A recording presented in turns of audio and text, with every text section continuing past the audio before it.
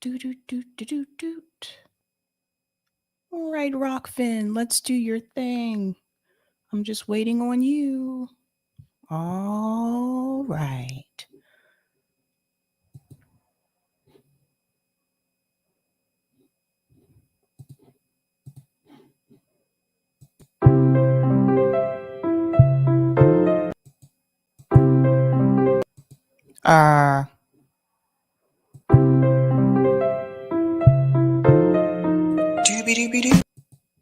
Whoops. Hey, Eric, for some reason the intro won't play. That's weird. Why won't this?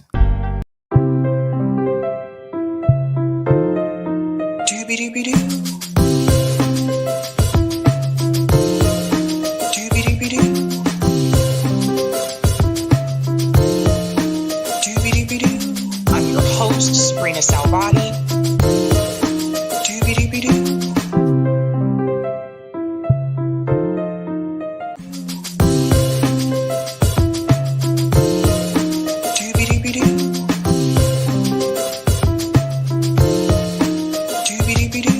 I'm your host, Sabrina Salvati.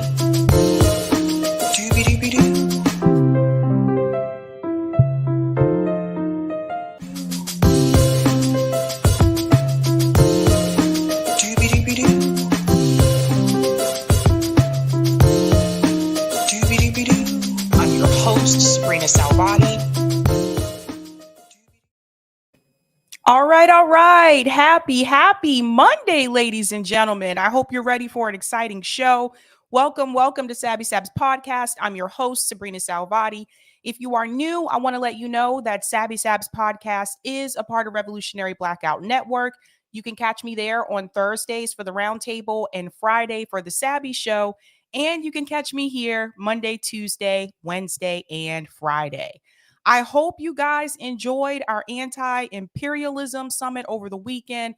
That was definitely an educational experience. If you didn't have a chance to check it out, definitely go check it out. It's 3 days worth of material, different guests from all over the world to teach you about imperialism in this country.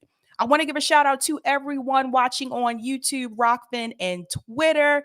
And I want to give shout outs to people in the chat. Should be an interesting night, guys. Doobie-doobie-doo. All right, shout out to Coralie LaSalle for becoming a Sabby Sabs member. Whoop, whoop.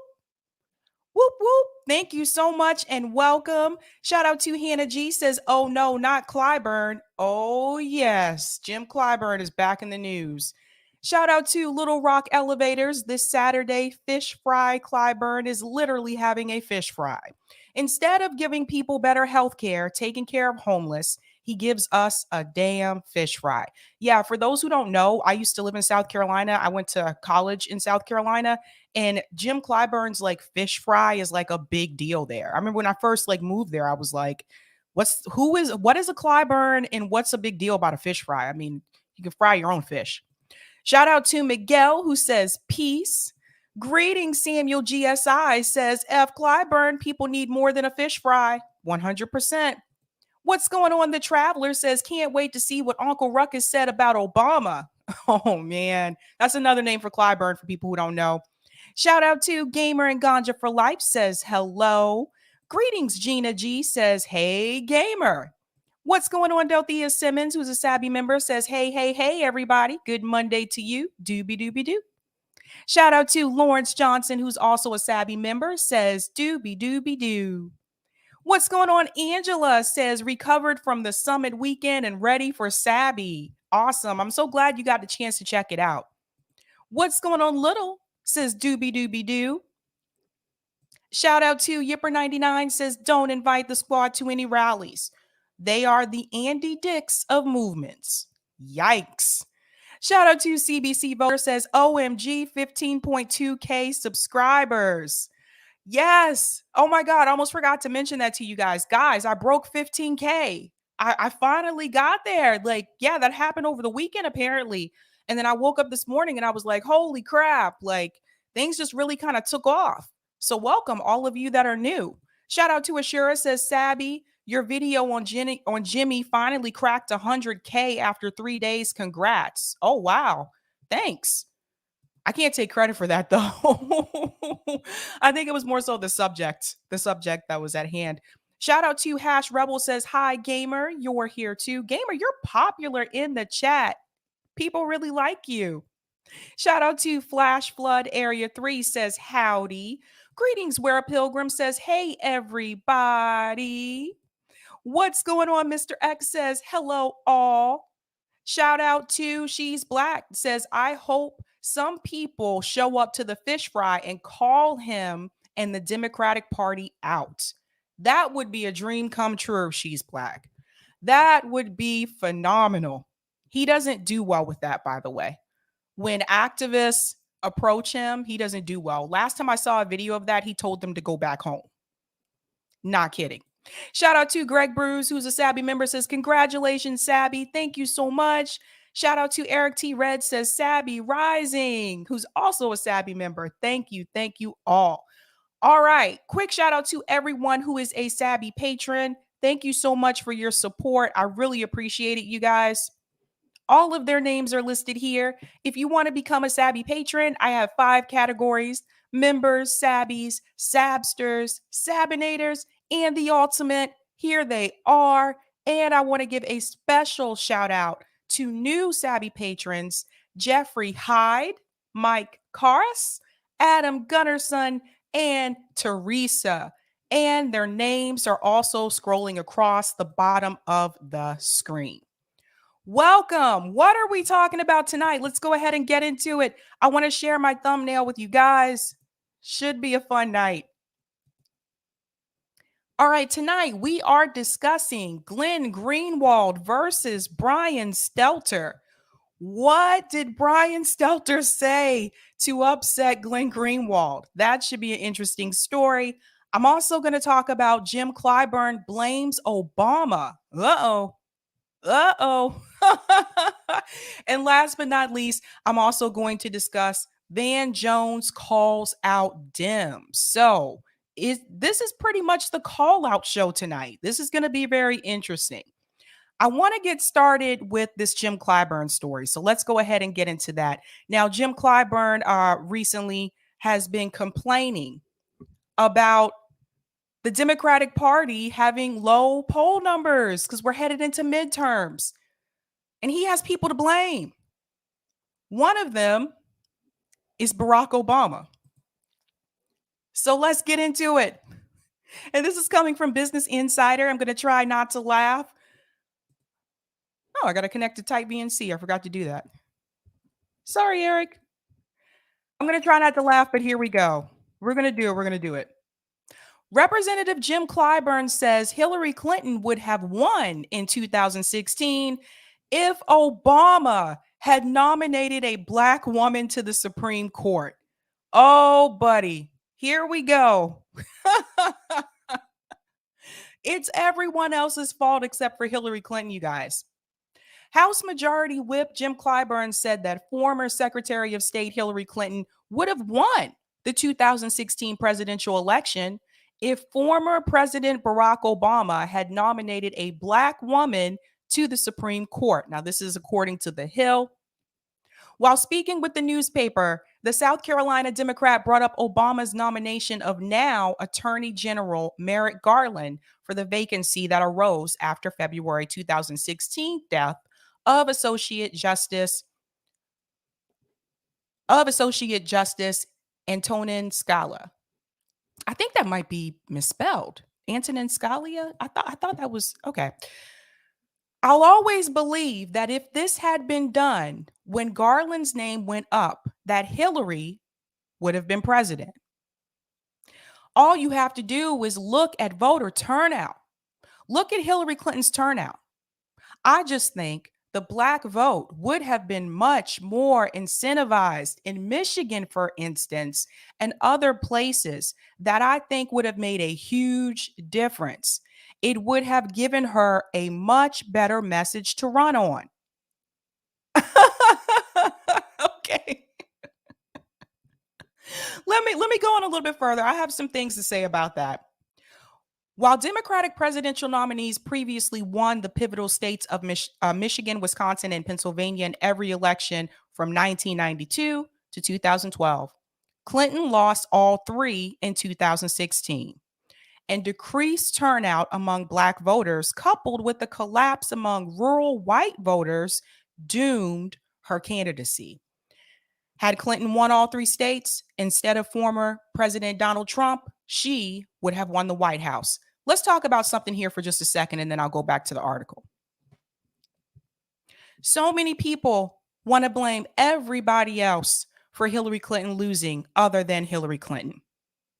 Hillary Clinton lost those states because she refused to really show up in the Rust Belt. This was one of the criticisms of her campaign. Now, you have to remember what happened in those states. You have NAFTA. People's jobs were shipped overseas. People lost their jobs. People were underpaid. People were broke. People were poor. And Hillary Clinton decided to focus more so on the coastal elite states and the academic areas instead of the rural working class communities. This was something that Bill Clinton was actually really good at. And had she taken her husband's advice, and don't get me wrong, I have my criticisms of Bill Clinton. Had she taken her husband's advice and actually showed more attention and focus in those areas, maybe things would have been different. But you cannot ignore an entire population of people who lost their jobs to companies, to countries overseas, not to companies, to countries overseas. You can't ignore that population of people. She was too busy trying to cater to the Harvard elite, the Goldman Sachs of America. Let me go down into South Carolina and try to get the Black vote down there. And she completely forgot about the states where people in this country were in a lot of despair and lost their jobs. She did not see them as significant. She didn't think that they were as important.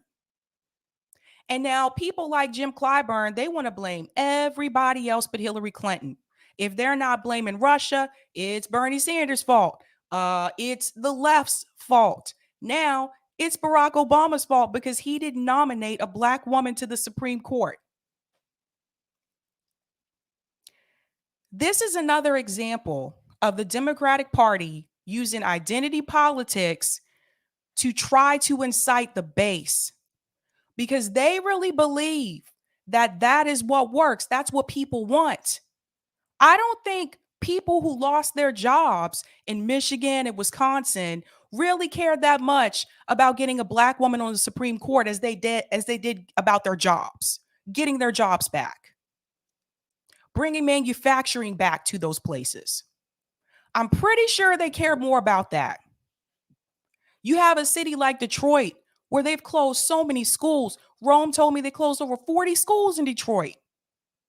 But no, what's important is that Obama should have nominated a Black woman for the Supreme Court. This is Jim Clyburn ignoring the material conditions of people in this country, especially working class people in this country. He doesn't seem to think that's what is important. He doesn't seem to think that's what matters. He thinks what matters more is identity politics. And the Democratic Party continues to run this game because this is what they believe works. All the virtue signaling. That's it. That's it. That's all they care about. He doesn't just blame Obama too, by the way, but let me go back in. I'm going to show you something else. Earlier in 2016, Clyburn pressed Obama to nominate a Black woman, Howard University Law School Dean Danielle Holly Walker, which journalists Jonathan Allen and Amy Parnes wrote in their book, Lucky, How Joe Biden Barely Won the Presidency. However, Obama nominated Garland, who was widely regarded by legal scholars as a moderate, while on the highly influential U.S. Court of Appeals for the District of Columbia Circuit. That's who he nominated. So, because of the political climate, misspoke, sorry guys. Because of the political climate, President Obama wanted to make sure he picked somebody who was beyond any possible criticism over whether or not he was ready to serve. Let's go down here. Clyburn's earlier point was that a Black female judge being blocked by Senate Republicans would have added a selling point for Clinton's candidacy and increased enthusiasm among Black voters. Ladies and gentlemen, he's saying the quiet part out loud. This is going to tell you this is what they rely on. He says that would have helped Hillary Clinton's candidacy.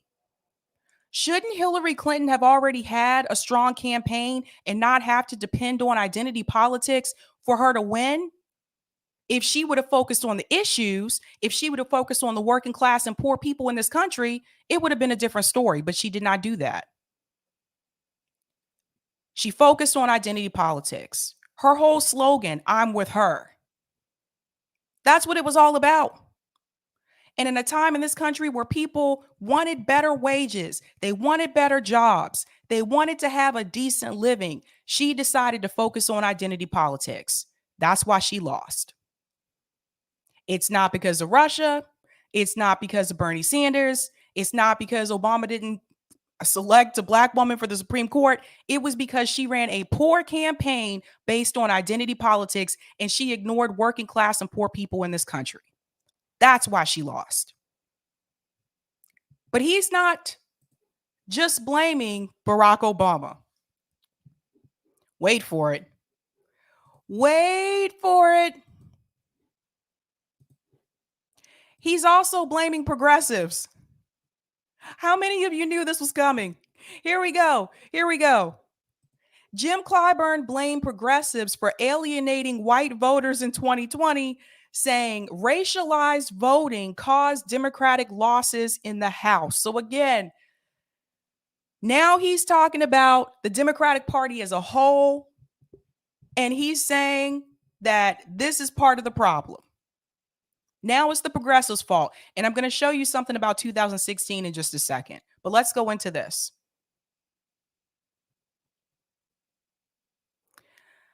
During heated backroom discussions following the 2020 election, Jim Clyburn blamed progressives for nearly scuttling the Democratic Party's House majority.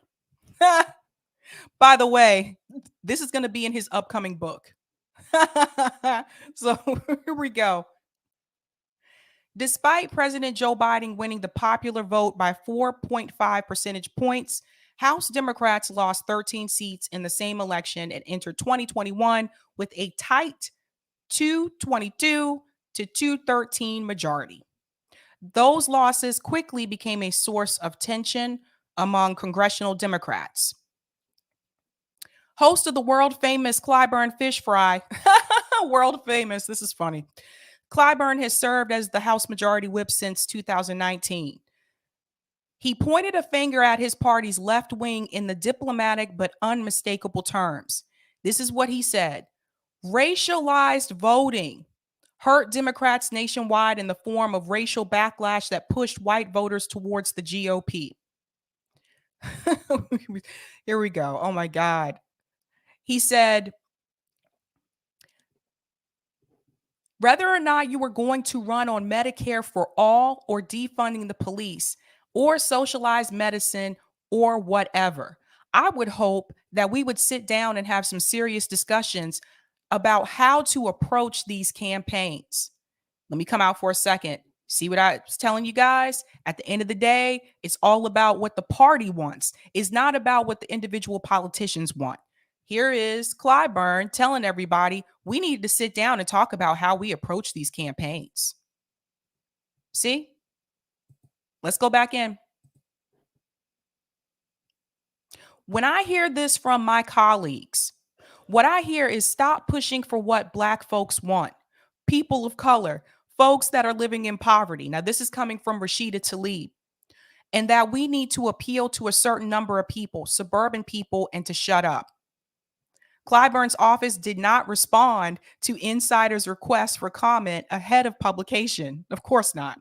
Democrats managed to fare better among suburban voters in 2020 compared to 2016. That's coming from the Pew Research. They go on to say that Biden gained 9 percentage points on former Secretary of State Hillary Clinton's performance against Donald Trump. Crucial in the Electoral College, this demographic of higher learning, college-educated white people who live near major cities helped push Biden over the top in key states of Pennsylvania, Michigan, and Wisconsin. CLYBURN also resurrected the Biden campaign with his endorsement ahead of the 2020 South Carolina primary when Biden was suffering from stinging defeats in Iowa and New Hampshire. This is terrible. This is what he says here. George Bush said to me today, you know, you're the savior, because if you had not nominated Joe Biden, we would not be having this transfer of power today. So now it's okay for Democrats to take George Bush's advice. Now this is okay.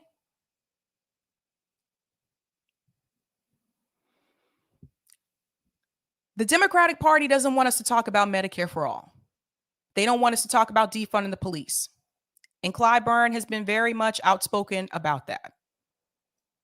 So this is why a lot of these progressives, they are going to struggle, because that's not what the party wants. But I don't blame leftists in the Democratic Party for the reason why Democrats are failing. I don't blame the fact that there wasn't a black woman on the Supreme Court for the reason why the Democratic Party is failing and for the reason why Hillary Clinton didn't win. I blame the fact that they are not helping the everyday working class people, poor people, middle class people in this country. I blame the fact that even during a pandemic, they chose to focus on what was best for the party instead of what was best for the American people. Now, I want to show you something in reference to his comment that he made about the reason why Hillary Clinton supposedly didn't get those black voters. He went on to talk more about this too. There was another article, I forgot to put it on here, but there was another article where he mentioned too that he felt like the progressives were actually alienating the black vote, that they were taking black votes away from Hillary Clinton. But I want to show you that was not the case. Let's look at 2016. I want to refresh everyone's memory, and then I'm going to get to some of the comments in the chat. Now, this is 2016. Huge split between older and younger blacks in the Democratic Party. Let's look at the numbers. Let's go down to this. African Americans have been sharply divided along age lines during the Democratic Party, with black voters under 30 narrowly favoring Bernie Sanders over Hillary Clinton, while older blacks overwhelmingly back the former Secretary of State. Remember that. Clinton has won more than 70% of the African American vote. Again, this was not Hillary versus Trump. This was Hillary versus Bernie. Her advantage among African Americans has been one of the most important factors in her delegate lead over Sanders. Let's say this one more time. Her advantage among African Americans has been one of the most important factors in her delegate lead over Sanders. So this idea that because Obama didn't appoint a black woman onto the Supreme Court is the reason why Hillary Clinton didn't win is BS. Because I just showed you that Hillary Clinton had the advantage when it came to black voters over Bernie Sanders. So what is he talking about? Let's go back in. I'm going to show you the chart. Let's go down. Here we go. Here's the black vote by age in 25 Democratic primary contests. Ages 17 to 29. I'm going to make this a little bit larger. Yeah, that's better. Ages 17 to 29. Bernie got 52%. Hillary Clinton got 47%. So when it came to younger black voters, yes, Bernie Sanders led that. However, if you look at the other age groups, ages 30 to 44, Hillary Clinton had 70%. Bernie had 29. Ages 45 to 59, Hillary Clinton had 85%. Bernie had 14. Ages 60 and up, Hillary Clinton had 89%. And Bernie Sanders had 9. What does this tell you? It tells you that regardless to who Jim Clyburn wants to blame, at the end of the day, Hillary Clinton had the African American vote. Bernie Sanders had little in comparison to her. Even that 15% amongst the ages 17 to 29, remember, this is the age group, well, I would say 17 to, let's cut about to 25, but this age group in particular, we don't come out to vote as much. The older age groups are more likely to come out and vote. So this is important to point out because Jim Clyburn, I'm sorry, but that excuse that he gave, that's ridiculous. Well, if Obama would have nominated a black woman to the Supreme Court, then Hillary Clinton would have won. No. Here's a little tip for you. A lot of the younger voters, we don't really like Hillary Clinton. Surprise. We don't like her that much. We're not a fan. Sorry, newsflash. But she still had the black vote. It had nothing to do with that. It had nothing to do with the fact that there wasn't a black woman nominated to the Supreme Court. It had to do with the fact that Hillary Clinton ran a bad campaign, that she did not appeal to working class people. She didn't appeal to poor people. To be honest with you, she didn't appeal to some middle class people either. It is what it is. I can't believe Jim Clyburn is rehashing this election from 2016. I can't believe he's going back to that, all the way back. And now he's trying to blame people on the left for what's happening with the Democratic Party right now. He's just ignoring the fact that people have lost their jobs, that people had to face this pandemic, that people have been evicted, that we did not increase the minimum wage. He's ignoring the fact that the Democratic Party made a lot of promises that they have not fulfilled. And I'm going to get into that when we get into the Van Jones story. But look, I'm heavily critical of Obama, but I'm not going to blame him for not nominating a black woman to the Supreme Court for the reason why Hillary Clinton lost. She was a bad candidate. She should have never been running in the first place. And this was already decided because I read, and I meant to mention this to you guys, I read that Hillary Clinton's running mate, Tim Kaine, he was already chosen years before she decided to run. This was already the plan. It was already in the works. That was who the Democratic Party wanted. They didn't want Bernie Sanders. And now you see the same thing is happening right now with Nina Turner and Shontel Brown. That's how it works. I'm going to go to some of the comments here. Delthea said Jim Clyburn loves him some Clintons. Yes, he does. She's Black said Dems really take the black vote for granted. SMH. Yeah, it's true. Gamer said Dems love to blame game. Yeah, God. Thanks for the super chat, The Traveler. And I remember her calling black folks super predators while promoting Biden's crime bill.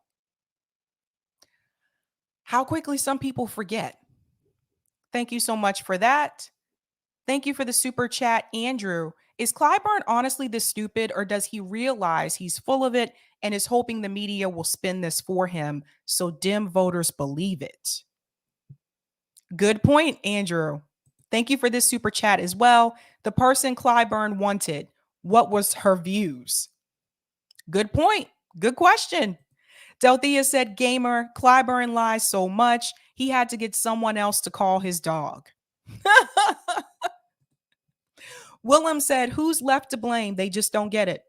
Let's stand outside their office with a giant mirror. Right?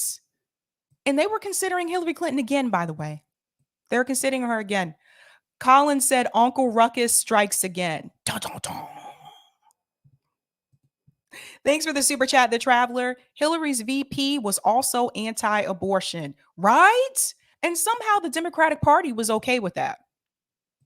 They were okay with that. Let's not forget. All right, I do want to go ahead into the next story. By the way, guys, I don't know if I've told you this, but I've had a song in my head all day. Like, I don't know if you've heard this song. It's by Lit. The band is called Lit. And they had this song called My Own Worst Enemy. That song has been in my head all day. I heard one verse and I haven't heard that song in years. So if I end up singing some of that tonight, I'm sorry. I'm sorry. All right. Let's go ahead into our second story. So I don't know if you've heard about this yet, but long story short, Homeland Security has decided to create a disinformation board. They have decided on Nina Jankowicz. Oh my God, this is hilarious. So Nina Jankowicz has gone to say, "Cat's out of the bag. Here's what I've been up to the past 2 months and why I've been a bit quiet on here. Honored to be serving in the Biden administration and helping shape our counter disinformation efforts." So let's take a look at this and see what this is really about. I don't know if you guys are aware, but some people, some of the journalists have already been hit. They've already started to cancel people's PayPals and ban people from PayPal. So this is getting out of hand. And this is what I was trying to tell you guys before about censorship. This is why you got to be anti-censorship, because they're just going to basically come after anyone who goes against the establishment narrative. They've already come after Caleb Maupin. So listen to this. DHS is standing up. I think they meant starting up. I think that's a spelling error there. Anywho, DHS is starting up a new disinformation governance board to coordinate countering misinformation related to Homeland Security, focused specifically on irregular migration and Russia. Nina Jankowicz will head the board as executive director. She previously was a disinformation fellow at the Wilson Center, advised the Ukrainian Foreign Ministry as part of the Fulbright Public Policy Fellowship, and oversaw Russia and Belarus programs at the National Democratic Institute.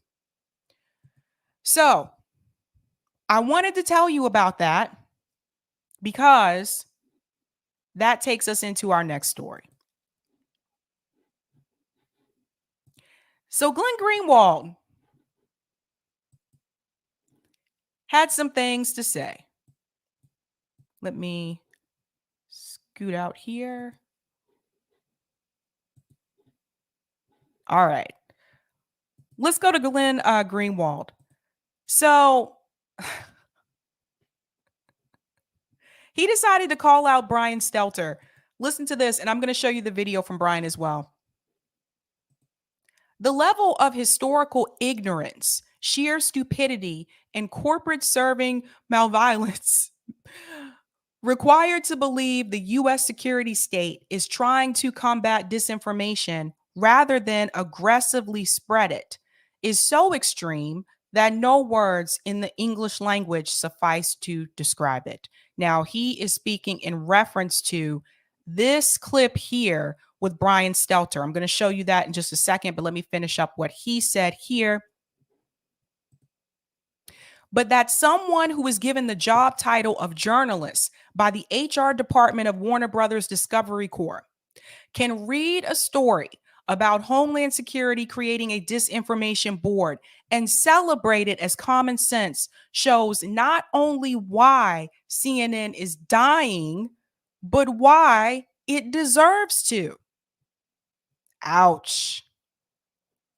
He goes on to say, when your job title is journalist and you spend your time at a Versailles type parties hosted by billionaire magazine owners, dining, drinking, and giggling with CIA director and other U.S. security state operatives, of course, these are the sort of things you end up saying. And he goes on to name names, ladies and gentlemen. These are the decadent French aristocrats gathered at a gala hosted by Marie Antoinette, proudly giggling and cackling at how hated they are by the hordes of peasants gathered outside the gates but thinking they're too entitled and divine for it ever to matter. I guess we'll see. So I want to show this clip here. It's very short, and then I'm going to show you what Brian Stelter said as well.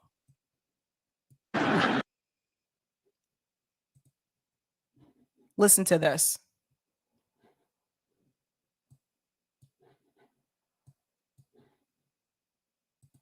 I'm really excited to be here tonight with the only group of Americans with a lower approval rating than I have.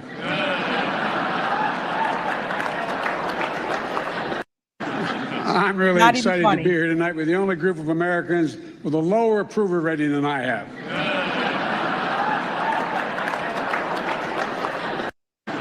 I'm really excited to be here tonight with the only group of Americans with a lower approval rating than I have.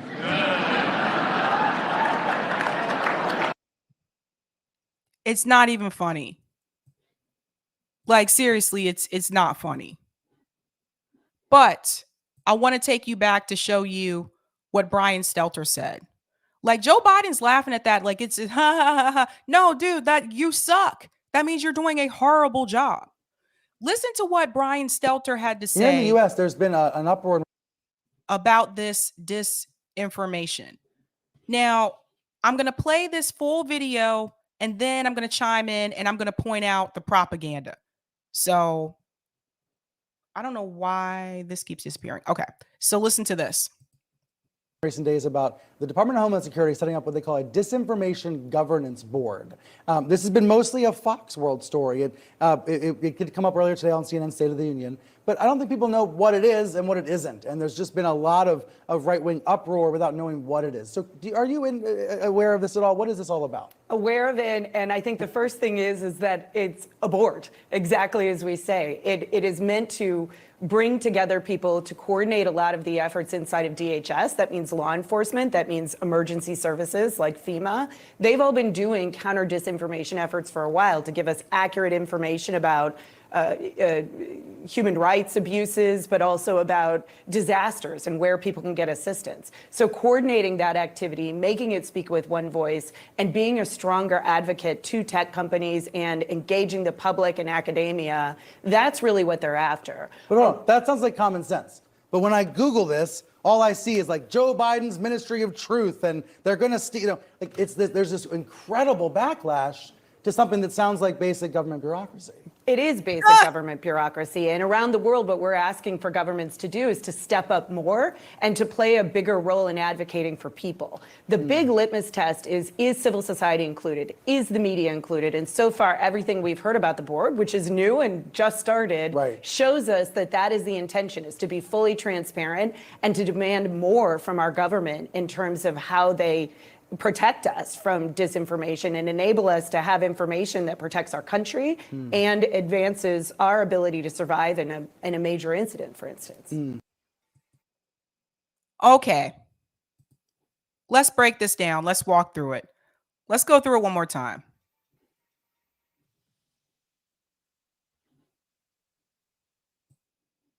This is absolutely ridiculous. In the U.S., there's been an uproar in recent days about the Department of Homeland Security setting up what they call a disinformation governance board. This has been mostly a Fox World story. It could come up earlier today on CNN State of the Union, but I don't think people know what it is and what it isn't. And there's just been a lot of right-wing uproar without knowing what it is. So are you? Propaganda 101. Did you catch that? This is mainly a Fox News story, and there's right-wing uproar. Listen to it one more time. He says it really fast too, so listen to it. Here in the U.S., there's been an uproar in recent days about the Department of Homeland Security setting up what they call a disinformation governance board. This has been mostly a Fox World story. It could come up earlier today on CNN State of the Union, but I don't think people know what it is and what it isn't. And there's just been a lot of right-wing uproar without knowing what it is. So are you in? So this is what he does. This is what networks like CNN will do. What he's doing is he'll tell you some of the truth, but then he will exaggerate other parts of it. This is where the propaganda comes in. So yes, Homeland Security is talking about a disinformation board. Yes, I just told you about that. That's true. What is not really true is the part that he adds in after that. He kind of slides that in. He talks really fast. They'll do it that way. This is a Fox story, and there's a lot of right-wing uproar. So anyone who is a liberal and likes to watch CNN or MSNBC, they automatically are going to know or think that if someone is complaining about this, that they are obviously on the right. This is something that right-wing people are against. So I should be for it. See how he did that? Why couldn't he just tell you the story without adding in his little exaggerated opinion there? Because it's not just people on the right that have a problem with it. We've been talking about it all weekend. You have people on the left that have a problem about it too. That is the propaganda part. That piece of information could have been left out. That's not true. It's exaggerated, and he did that on purpose. Said it really fast too. Did you notice that? Let's go back in. Aware of this at all? What is this all about? Aware of it, and I think the first thing is that it's a board, exactly as we say. It is meant to bring together people to coordinate a lot of the efforts inside of DHS. That means law enforcement, that means emergency services like FEMA. They've all been doing counter disinformation efforts for a while to give us accurate information about human rights abuses, but also about disasters and where people can get assistance. So coordinating that activity. So see, what they're doing now is she's purposely mentioning organizations that are actually going to make you feel good, that you should feel good about. When someone mentions FEMA, you should feel good about FEMA. They're out there helping people, giving disaster relief. FEMA's a part of this. So when people hear that again, they're thinking, oh, this is something that FEMA's going to be a part of. This is a good thing. Let's go back in. Making it speak with one voice and being a stronger advocate to tech companies and engaging the public. And what was that? Did she say making it speak to one voice? See, this is the catch, guys. Listen. Making it speak with one voice and being a stronger advocate to tech companies and engaging these services like FEMA.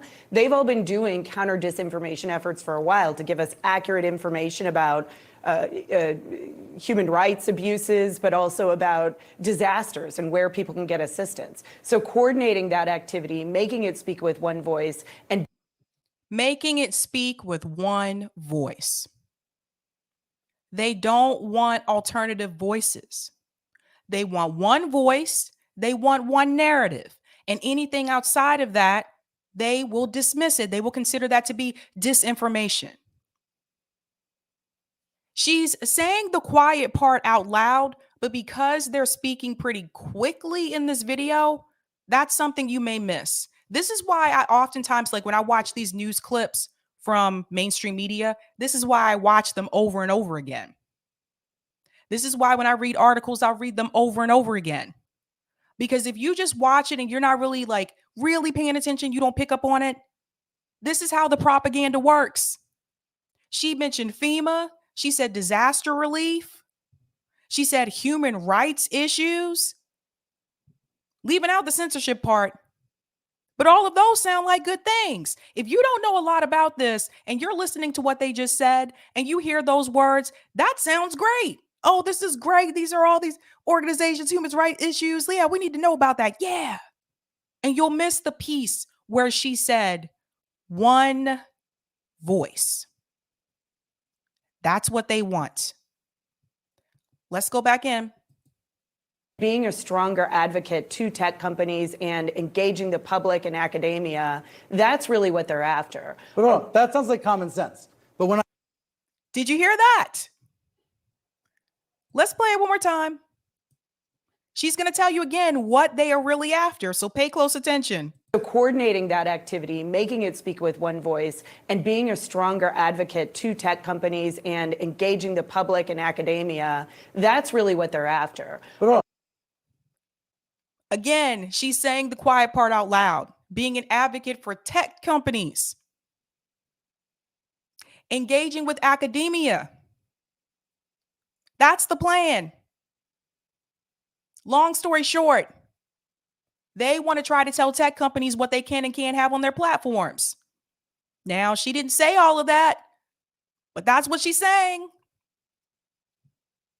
Academia, got to get the schools, got to get the kids in the universities. We got to reach them to make sure they're getting that same one story. You guys see how this works? That sounds like common sense. But when I Google this, all I see is like Joe Biden's. That sounds like common sense. So here is Brian letting the audience know that if you have questions about this, if this seems somewhat suspect to you, Brian just told you it's common sense. So now, if you don't know enough, now you kind of feel like, well, he just said it's common sense, so I should have known better. You see how it works? Now he's going to talk about Joe Biden in this. Now listen to this. That sounds like common sense. But when I Google this, all I see is like Joe Biden's Ministry of Truth, and they're going to steal, like there's this incredible backlash to something that sounds like basic government bureaucracy. It is. That was him again defending Joe Biden without saying he's defending Joe Biden. When I Google this, all I see is Joe Biden's Ministry of Truth. And this guy's such an actor, by the way. He should work in Hollywood. So he's letting you know, again, as the audience, that, oh, this is basically just a right-wing attack on Joe Biden.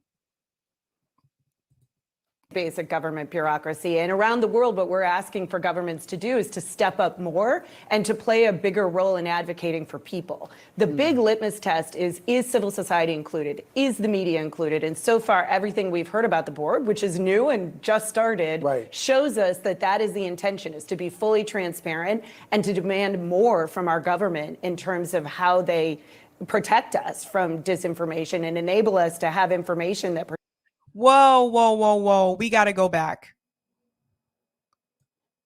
Listen to this. All I see is like Joe Biden's Ministry of Truth, and they're going to steal, like there's this incredible backlash to something that sounds like basic government bureaucracy.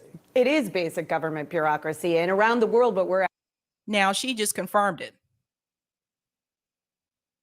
She just confirmed what Brian just said, that it's basic. It's basic. Yeah, well, it is. Yeah. Again, I told you, they're not going to bring on people who are going to disagree with them. They're not going to bring on people like me. They're not going to bring on people like, and some people have been blackballed in those spaces, by the way. They're not going to bring on people that are going to call them out on this. They're going to bring on someone who's going to agree so that the American people, their audience, will agree. Asking for governments to do is to step up more and to play a bigger role in advocating for people. Boom. We're asking governments to step up more and to play a bigger role in advocating for the people. So now what she's doing is she's trying to make it seem like this board that they have planned here, that this is actually going to help the people. This is actually going to help us. So now, as an audience member, as a viewer, now you're nodding your head along with them. If you don't know any better, you're nodding your head. Oh, great. This is really going to help us out. Why do people have a problem with this? Big litmus test is civil society included? Is the media included? And so far, is the media included? Everything we've heard about the board, which is new and just started, shows us that that is the intention, is to be fully transparent. That is the intention, to be fully transparent. Is the media included? They are talking about this on CNN, on a network that is not fully transparent. Does anyone get this? This is ridiculous. To be fully transparent. Yes, that does include the media. Really? Does it include CNN? And to demand more from our government in terms of how they protect us from demand more from our government. So now she's trying to make it sound like by advocating for this board, you the American people, you now have, this is your way to exercise some type of power because you're asking your government to do more, not realizing that what you're really asking them to do is to censor people. This is how they trick you and make you think that you going along with something is you exercising some kind of power that you have as an American citizen, and it's going to be beneficial for you. Information and enable us to have information that protects our country and advances our ability to survive in a major incident, for instance. Now it's all about protection and survival. We need this for protection. We have to be protected. We need this for survival. She went that far. She went that far. Let's go there. Watch. Disinformation and enable us to have information that protects our country and advances our ability to survive in a major incident, for instance. Manages our ability to survive. Now it's a life or death situation. I can't believe this. I can't believe this. Let's talk about this. That's how propaganda works. That's how they do it. Now, if you're watching this on TV and you don't have some type of service where you can rewind and stop and pause, and you're just trying to catch this while you're eating your lunch or something like that, you probably would have missed half of the things I just told you. This is a problem. This is a big problem. I'm going to go to some of the comments and I'll come back to that. Thank you so much for the super chat, Andrew. Learn to Fly by the Foo Fighters. You're welcome. Oh, I like that song. Thank you. Thanks for the super chat, AJF Milan. I've 100% voted for Democrats until the 2020 run. Tired of the BS Democrats have been doing in talking progressively, but never walking progressively. I agree. Lauren said the cure for disinformation is more and better information. Thanks for the super chat, AJF Milan. Obama admits in an Obama admits in a Univision interview his policies are like Obamacare, would be earlier era Republican policies. Voted for him twice. What a faker. Wow. Thank you so much for that. Thanks for the super chat. Black in the Empire's here. Sabby is my hero. Oh, thanks so much. Oh, Black in the Empire is awesome, guys. Definitely follow him on Twitter. He's a part of the N Network. Sebastian says it's only disinformation if it goes against their narrative. Exactly. But see, this clip here that you just saw, they have basically convinced, and I say a lot of people, because a lot of people that watch CNN, they don't watch independent media. They've just convinced a lot of people that this board is actually going to protect the people. It's needed for survival. She went that far. She went that far. And what it is actually going to do is going to create more censorship. That's what this is about. They have already started banning people from PayPal. Caleb Maupin, Mint Press. Who's next? I think Consortium News, I saw this morning, also banned from PayPal. So if you're not into this, like if you're not paying attention to independent media, a lot of times you don't even know who half these people are that I just mentioned. Most people don't know. So they don't know that this is happening. And this message here is incredibly dangerous. So this is what Glenn Greenwald was referring to in his tweet. So when he says, let me put this back up here, but that someone who is given the job title of journalist by the HR department of Warner Brothers Discovery Corp can read a story about Homeland Security creating a disinformation board and celebrate it as common sense shows not only why CNN is dying, but why it deserves to. We have to think about this. Who does Brian Stelter work for? He works for CNN. Who owns CNN? Warner Brothers Discovery Corp. So, and he's right. He's right about CNN dying. Like, people are so, it's old. It's boring. They've been caught in lies numerous times. It's not good information. And a lot of younger people are watching like internet news. A lot of young people aren't sitting there watching CNN all day. So yes, it's come on, people can start to see past it now. The challenge is going to be convincing those who heavily rely on CNN or MSNBC or Fox News as real, truthful news. That's the challenge. Most people aren't going to do what some of us do in independent media and actually look some of these things up for ourselves and do our own research. Now, they didn't say the word censorship there, but that's what they're talking about. That's what they're talking about.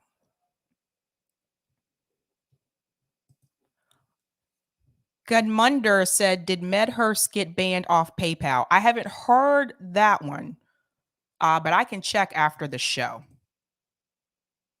Thanks so much, Eric. I'll go ahead and take that comment on Rockfin. Thanks so much for the tips on Rockfin, Roger. I've been looking for how the 2016 breakdown was by age and Black vote for years. Glad you found it. Do you have one for 2020? Also, what did Andy Dick do to a movement? Roger, the 2016 one was not easy for me to find. I did a lot of digging for that. 2020, I do not have. I need to look that up. Thanks for this tip as well. You know, Republican voters remember when you are rah-rahing about Bush Jr. and being behind him. Well, this disinformation board is a product of the DHS created by your guy, Bush. We must break up and abolish DHS. Heard libs are leaving Twitter because Elon won't censor. Goodbye. Thanks for this tip as well, Roger. Well, thank God no one watches CNN. So how many people born before 1965 are they fooling? Well said. Well said. So Glenn Greenwald is 100% correct here. This is ridiculous. And I'm glad he called it out. Now, I want to go ahead and go into my next story. And this is about Van Jones. So I'm telling you tonight, all of these stories, people are calling each other out. There's a lot of call outs. People are angry. We're going into midterms. People have things to say. This time, it's Van Jones. All right. Now, this tweet came from Nora Noose. She said, just now, Van Jones says the Democrats overpromised, underdelivered so far. So let's go ahead and get into this video here. Van Jones. Hey, Van, nice to see you. Good to see you as well. I think Harry used like, what, 4 or 5 bigs in terms of how he was trying to describe the drop in approval among Black voters. What do you see happening here? Well, I think that there's a disappointment factor that's set in. I think a lot of Black voters feel like the Black community gave the most during the election. It was a historic election, 2020, and have gotten the least. If you look at voting rights, so far, nothing. Police reform, so far, nothing. You look at some of the student loan stuff, very little. So what was motivating African-American voters, left, right, and otherwise, were that somebody was going to come to our rescue. The day-to-day reality for Black folks hasn't improved. In fact, because of inflation and other things, gotten worse. And so you're starting to see that disappointment factor set in. Do you think it will change the voting patterns? Well, listen, I think that it may well. Also, don't forget, you have had a concerted effort on the part of conservatives to recast the Republican Party as the party of the multiracial working class. Republicans have moved right on cultural issues. We react to that. They've moved left on some economic issues. You see Republicans more open to, tariffs, more open to protecting American workers, that kind of stuff. And so I think we underreact as Democrats to the left move of on economics from Republicans, sometimes overreact to their move to the right on culture, and are missing a big, big chunk of folks who are moving away from us in the Black community. The president. He's not saying it. He's not saying it the way that I would say it. And I think Saul Good just pointed that out. Van is really walking on eggshells here. LOL, just say it, man. I know. Let's let him finish what he's going to say, and then I'll chime in between. Yeah, he's definitely not saying it the way that I would. He's a little nicer. The approval rating is down overall, not just among black voters here. True. What do you think is going on there? Inflation. I mean, listen, that's at the end of the day, you know, ordinary folks, when they're looking at their bills and they're looking at gas prices when they're up, presidents suffer. So that part of it is baked into the cake. But I think that when you have a community that feels that it rescued the Democratic Party, maybe rescued American democracy, and can't get police reform done after George Floyd, that there's something wrong, and that disappointment factor started to show up. Did the Democrats overpromise? Overpromised, underdelivered so far. How so? Well, again, this idea, well, look, Trump was here, he's terrible, we're going to replace him, and we're going to give you 100% of what you want with 50% of the votes in the Senate. The math never made sense. So you could pass these big bills through the House, but you couldn't even sometimes get a hearing in the Senate. And so you begin. I'll let him finish. There's more I could say about that, but I'll let him go on and finish his statement here. And by the time you get to summertime, it's like, hey, I'm hearing all this good stuff supposed to be happening, but it's never getting signed by the president. And so when you overpromise so much in the beginning of the year and you're underdelivering at the end of the year, and don't forget Build Back Better, et cetera, you suddenly wind up with a disappointment factor plus inflation. Any way you can fix that? Listen, I just think that there's some things that could get done. I think you could do something narrow on voting. You could probably still do something narrow on police reform or at least executive orders. You got to signal to people that the people that brought you to the dance, young people and black folks, are going to get something out of the government, or people are not going to want to vote. Okay, let's. He is too nice here. He's too nice with this. I'm not going to be as friendly. I'm not going to be as nice. Let's walk through this and I'll chime in. Van Jones. Hey, Van, nice to see you. You see as well. I think Harry used like, what, 4 or 5 bigs in terms of how he was trying to describe the drop in approval among black voters. What do you see happening here? Well, I think. So first of all, I want to point out the description at the bottom. New polls show Biden losing young adults and black voters. The polls were showing that last year. It's not just 2022. The polls were showing that last year, and I know that because I did a story on it every time it happened. So just want to point that out. There just seems to be more of a sense of urgency right now because we're going into the midterms. So now they're going to talk about this more and more and more.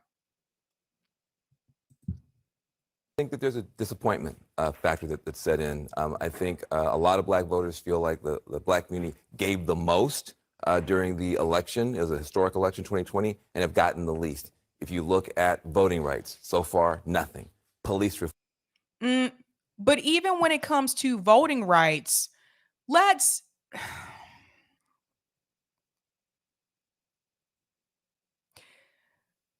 Voting rights was something that the Democratic Party was trying to push heavily so that they could win again. I'm just going to be blunt about it. So that they could win right now in the midterms and they can win again in 2024. The voting rights bills were more so geared towards people to come and vote Democrat.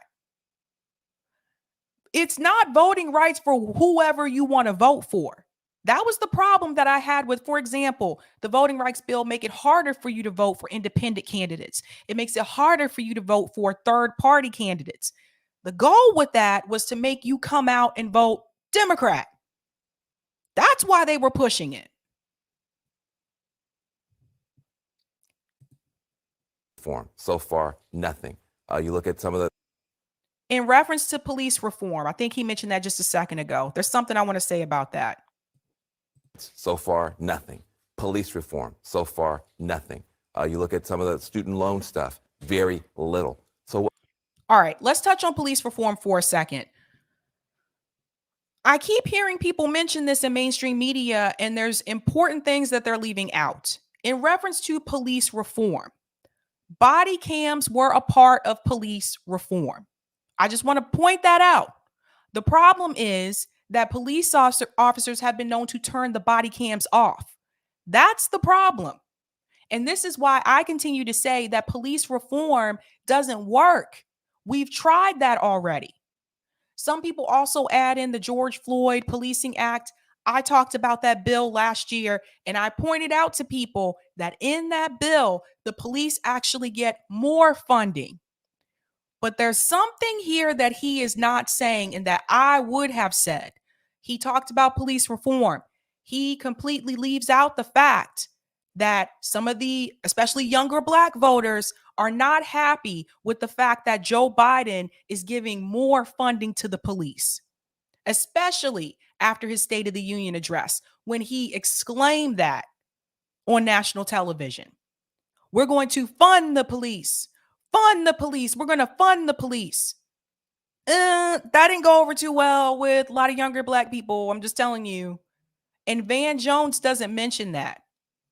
Why is Van Jones leaving that out? Why is he leaving out the funding issue? He talks about police reform. There's all these other examples, even after George Floyd, that he could point to. We can point to most recently Patrick Loya, which I talked about that on the show as well. He can also point towards Amir Locke, no-knock warrants, all these things that have happened after George Floyd.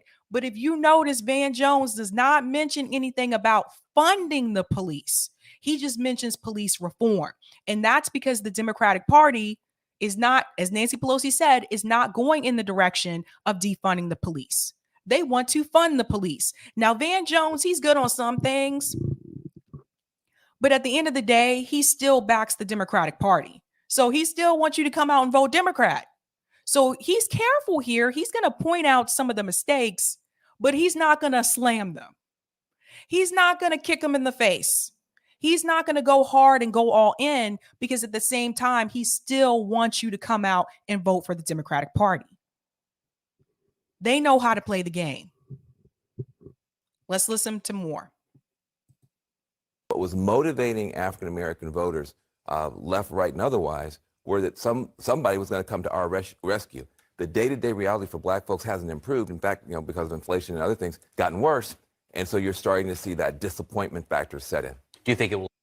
No, the disappointment factor started before inflation. See, again, he's doing the same thing that Jen Psaki did.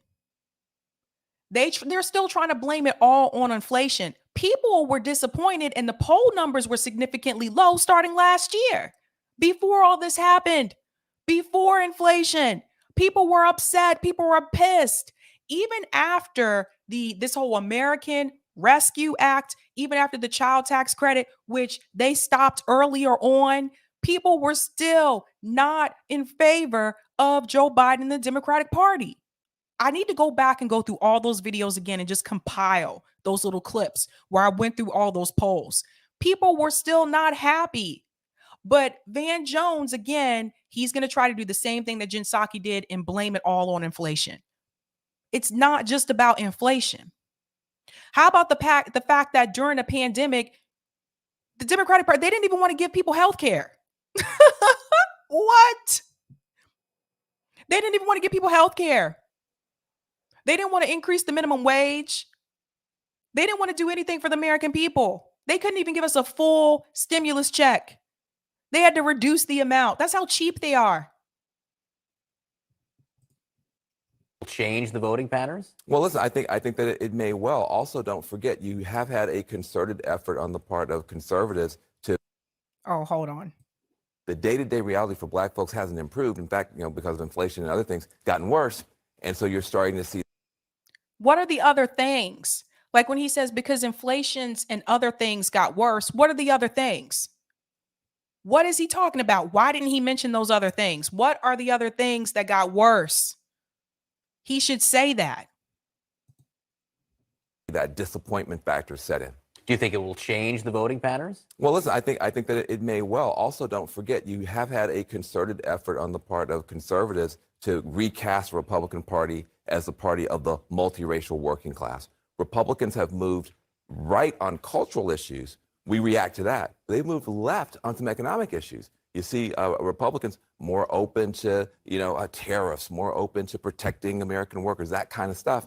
And so I think we underreact as Democrats to the left move of on economics from Republicans, sometimes overreact to their move to the right on culture, and are missing a big chunk of folks who are moving away from us in the Black community. The president's approval. But let's be clear here. So I get what he's saying about the Republican Party. I understand. I agree with some part of that. But he's not presenting the other option. He's not telling you about the people who are done with the two-party system altogether. He's not telling you about the 58% of Americans in that poll I just showed you a couple days ago that said they'd rather vote for an independent or a third-party candidate in 2024. He's not telling you that some of these people that are walking away from the Democratic Party are not going to the Republican Party. They're leaving the two-party system altogether. He's not telling you that the number of independent voters has increased since Joe Biden took office. So again, he's still trying to play the duopoly game. He's still trying to make it like it's left or it's right. No, you have a significant chunk of the population that doesn't fit in either party, that we're just done. That we see that you're corporate. We see that you are corporate owned, and that's who you are going to help and you're going to support. And I didn't hear him mention anything about money. I didn't hear him mention anything about where the money's going. Nothing in this long speech about the money that was given to the military industrial complex. How come he's not talking about that? He'll mention Build Back Better. He doesn't talk about how the infrastructure bill was allocated, how they gave the American people zero to nothing, and they gave the military industrial complex most of the money. Why didn't you talk about that, Van? Not supposed to talk about that. You start to mention those things, and then they say, we got to go. We got to cut to commercial. Let's go on. Rating is down overall, not just among black voters here. Sure. What do you think is going on there? Inflation. I mean, listen, that's... See, he's trying to blame it all on inflation. He's trying to blame it all on inflation. But earlier in this speech he gave here, he said inflation and other things, but he didn't mention the other things. At the end of the day, ordinary folks, when they're looking at their bills and they're looking at gas prices when they're up, presidents suffer. So that part of it is baked into the cake. But I think, dude, people were looking at that last year. People were looking at that last year when people were waiting for those stimulus checks and they got shortchanged. When people were removed from their jobs, all these people were laid off because these companies couldn't stay in business because of the pandemic. People were complaining about that last year. I was complaining about gas prices last year too, boo. I was complaining about it last year too. They think we're dumb. They think we forget. that when you have a community that feels that it rescued the Democratic Party, maybe rescued American democracy, and can't get police reform done after George. What democracy? You know, they've been bringing this up a lot recently. They've been bringing this up a lot. We have to protect and we have to save our democracy. I don't see anybody trying to save us. Really? George Floyd, that there's something wrong, and that disappointment factor started to show up. See, again, he keeps talking about the disappointment factor showing up. Like, no, Van, people have been disappointed for years. Talk to the people who voted for Obama in 2008 and in 2012 and then turned around and voted for Trump. You don't think those people weren't disappointed? Talk to those people. Talk to the people who voted for Bernie Sanders in 2016 and then did not vote for him in 2020. You don't think those people were disappointed? People did not just become disappointed. It's just that people like Van Jones are able to see it more now because the pandemic revealed the economic situation that we have in this country. It pulled the cover off of it so that people of his class and his stature could see it. This has been going on for a while. I know people for years have been struggling to try to pay their rent, one paycheck away from being homeless, from not being able to make a car payment. This is not new. Ask people like Rome, who does Tour for the Poor, and I did it with him recently in Boston. Ask Rome how long people in this country have been disappointed. Democrats overpromise. Overpromised, underdelivered so far.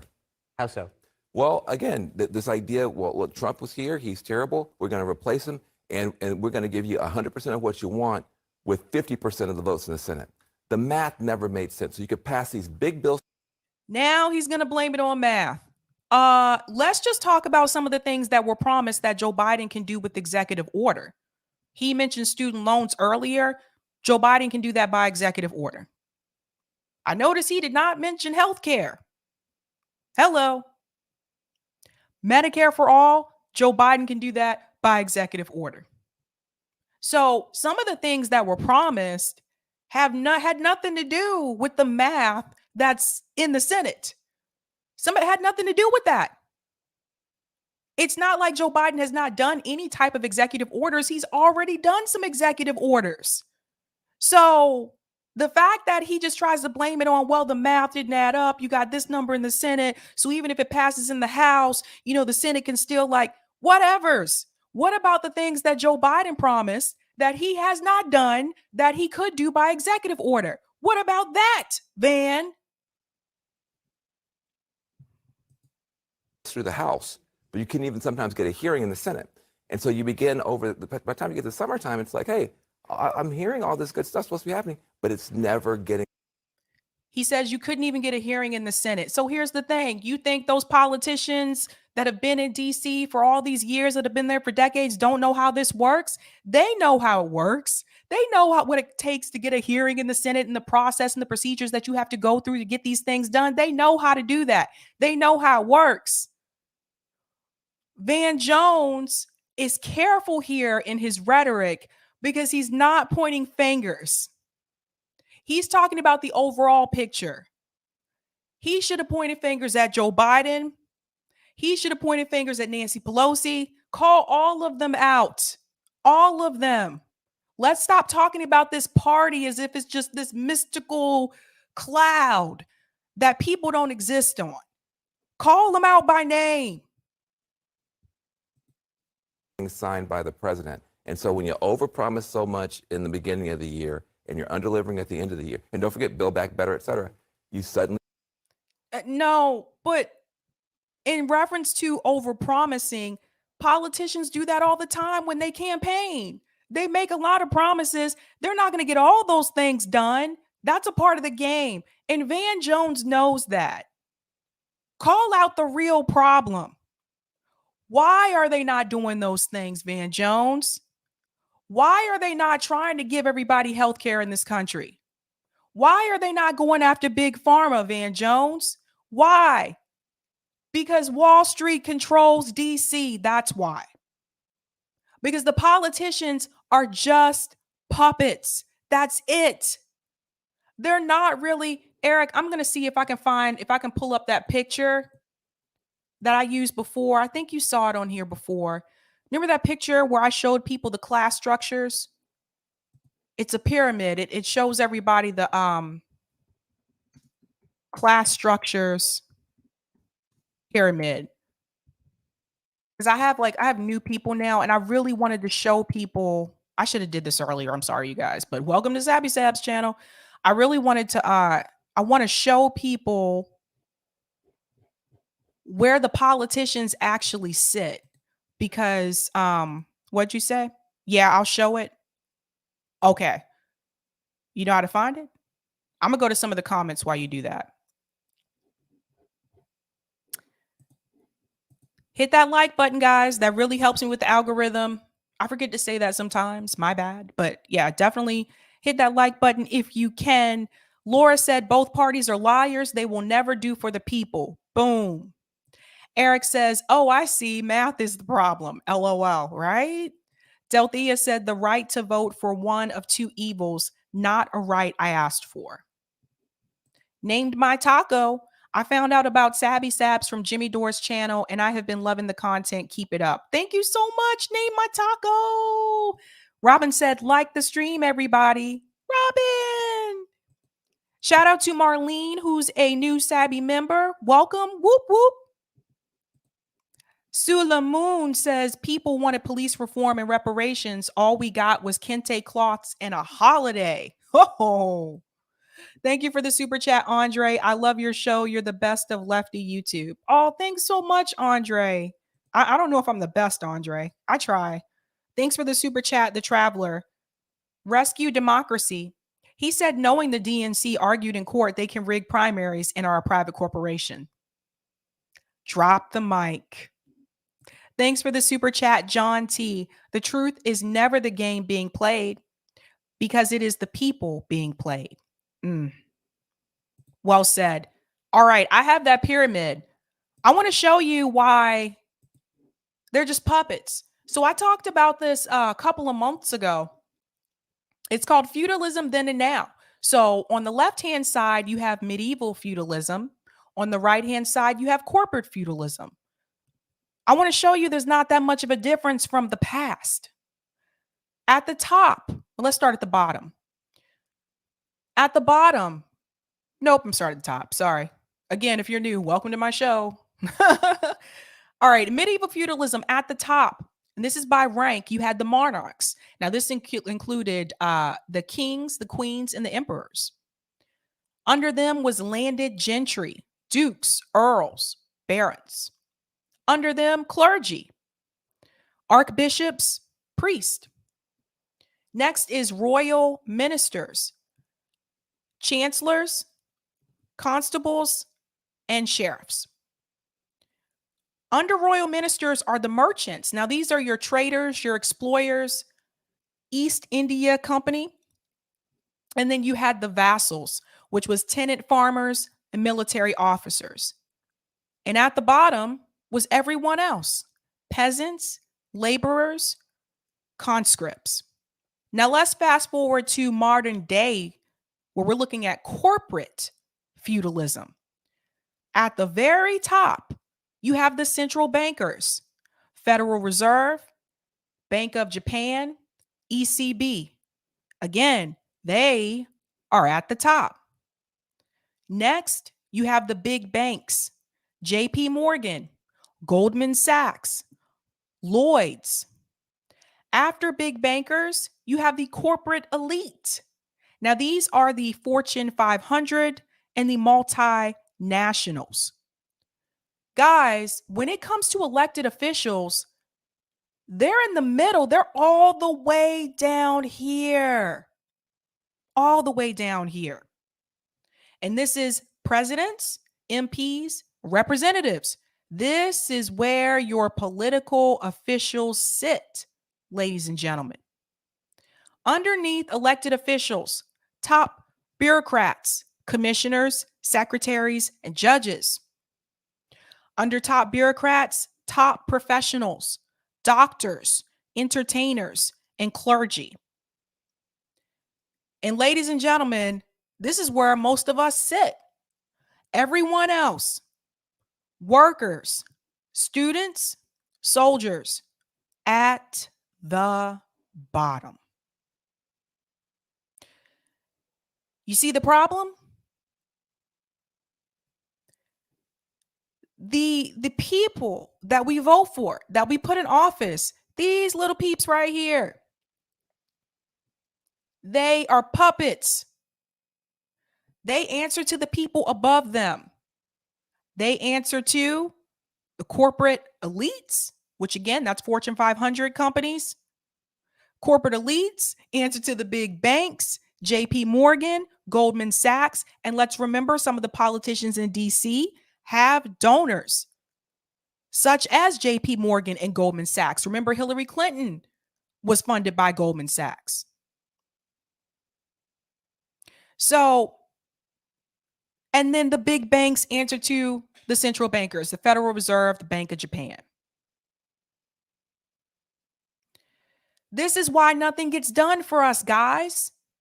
We're all the way down here. Exactly. Exactly. This is why nothing happens for us. These are the people running the show. And so when I tell you to follow the money, and I show you all these different donors on Open Secrets, I'm not doing that to try to rat on people. I'm doing that because I want you to see why the politicians don't do anything for us. Hell, I'm not even in top professionals. They're talking about doctors, entertainers, clergy. I'm down here, everybody else. And the politicians are puppets.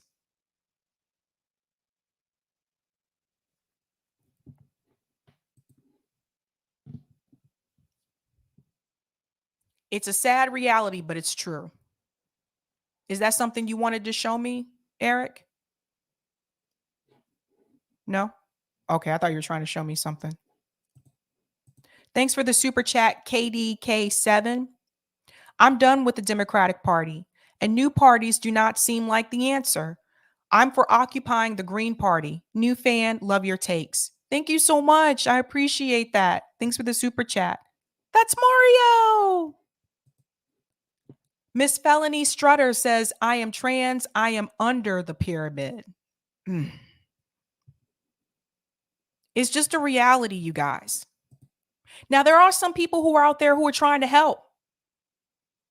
Actually try to help the people, not try to become careerists, and they're not trying to help corporations.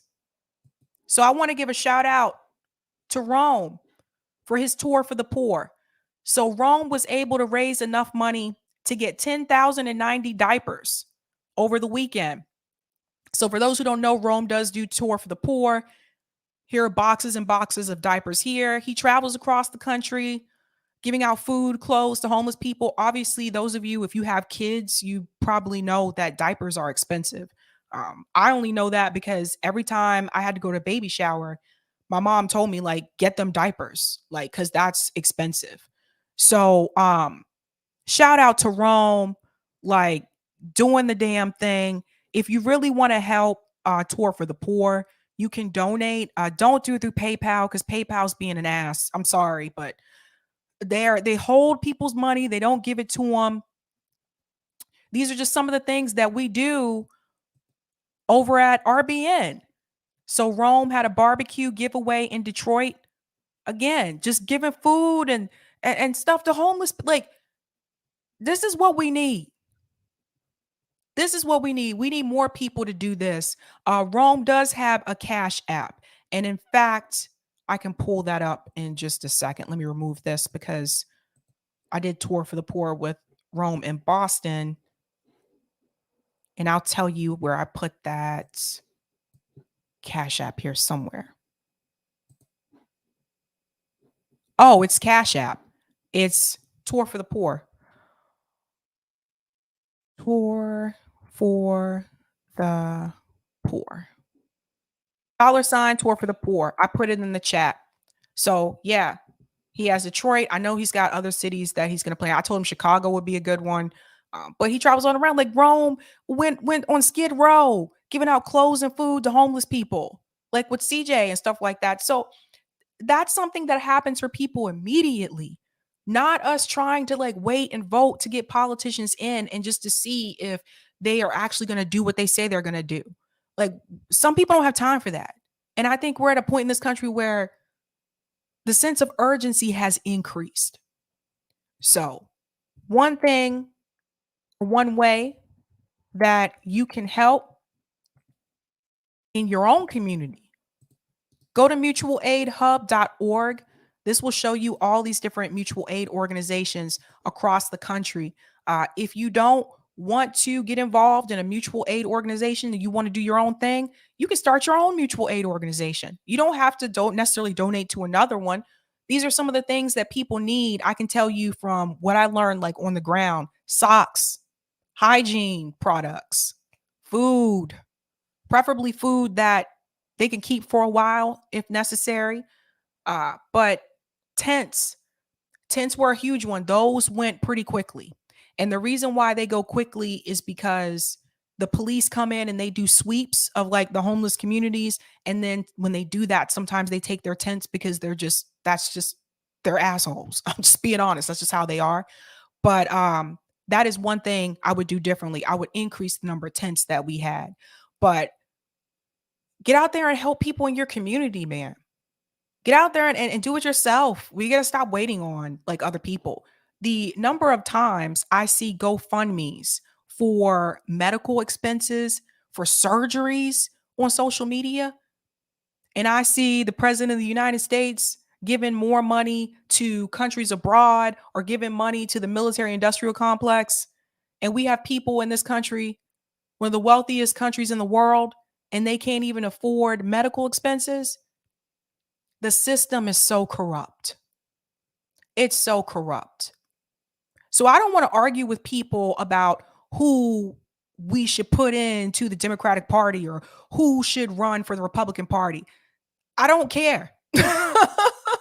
I don't care. Neither of those parties are going to help you. They're both owned, they're corporate. That's how it works. And it took me a while to fully get it. And it took me a while to fully see how the money works.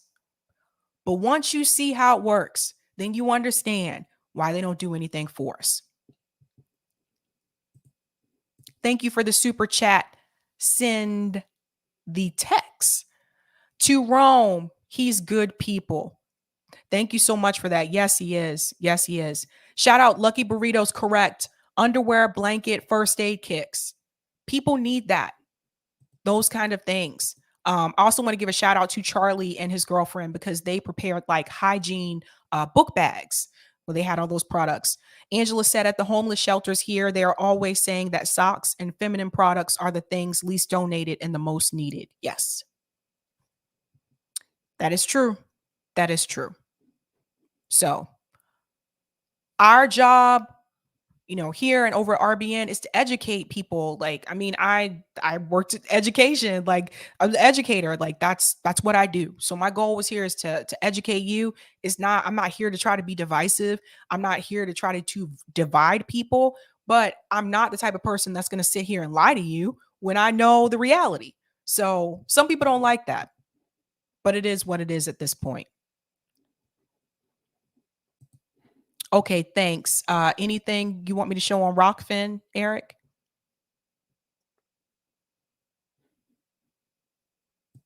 I don't know if this is new or not. Oh, no. Okay, that's the same. Okay, I was just checking. Oh, all good. Okay, cool. All right, guys. Oh, wow. It's a lot of people watching tonight. Did Jimmy stream like in early or something?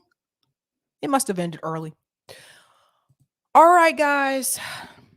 It is about that time. I told you I had that song stuck in my head. I would be nice and not try to get it stuck in your head. So I'm not going to say it. I'm going to say it. I had the song stuck in my head by the band Lit. Again, I don't know the age group of everyone in the chat. And they had this song called My Own Worst Enemy. Please tell me why my car is in the front yard and I'm sleeping with my clothes on. I came in through the window last night and you're gone. And just like that, I got it stuck in your head. Have a good night. Keep up the fight.